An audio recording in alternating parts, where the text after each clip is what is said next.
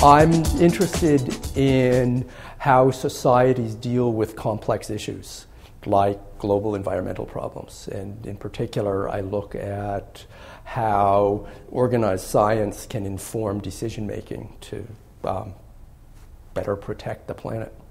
Yeah, I mean, one of the best examples is the protection of stratospheric ozone, where a small number of atmospheric chemists formulated a hypothesis saying that industrial chemicals that had widely been used were seen as threatening the global environment, and presented their case to governments, which led to a treaty banning the use of CFCs. And as a consequence, the environment is better off. I've got a PhD in political science, so I'm really trained as a political scientist. So I look at the various ways in which power is used in international relations. But one of the important sources of power, which isn't widely appreciated, is the role of knowledge and understanding, because that can frame how individuals and governments see the world. So I have worked on a number of sort of specific international environmental problems to better understand how science is used and the interplay between science and politics. So I wrote my dissertation on the Mediterranean and coordinated efforts by the Mediterranean countries to deal with shared pollution problems of the Mediterranean Sea. And I've worked on a number of other international environmental problems: the North Sea, Baltic, European acid rain, stratospheric ozone, climate change.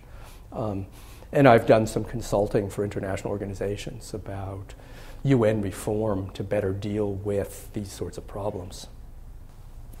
One of the interesting things that I found about studying cooperation to deal with Mediterranean pollution problems was that many of the governments didn't recognize or understand the problems that they were facing. They didn't know how much pollution was in the sea.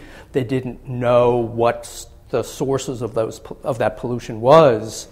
So there was actually very little sort of corporate involvement in the decision-making either, because by and large the companies themselves were ignorant of the consequences of their own actions.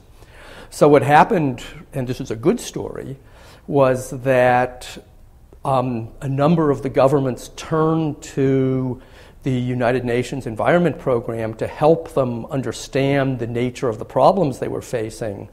And the United Nations Environment Program helped to mobilize sort of an independent constituency of environmental scientists throughout the Mediterranean region. A group of scientists that I called an epistemic community, because they shared a sort of a common understanding and a common commitment to dealing with issues of environmental protection in the region. And this network of environmental scientists helped to define the problem in a meaningful way for governments. And they ended up developing a number of treaties based on the advice they were getting, which have helped significantly at reducing the amount of pollution in the ocean. And that the treaties that they signed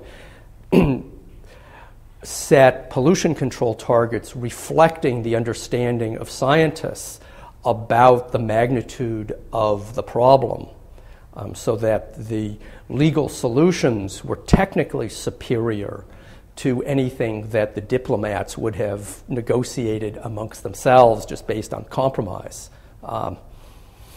And this is a sort of very successful model of how to combine politics with science at the international level for achieving better negotiated outcomes. And we have seen similar arrangements in which organized science has worked for the public good in European acid rain, stratospheric ozone, to name some, but not always. One of sort of the enduring puzzles is, when does science actually get included in the political process in a progressive way, and when does it get ignored or distorted?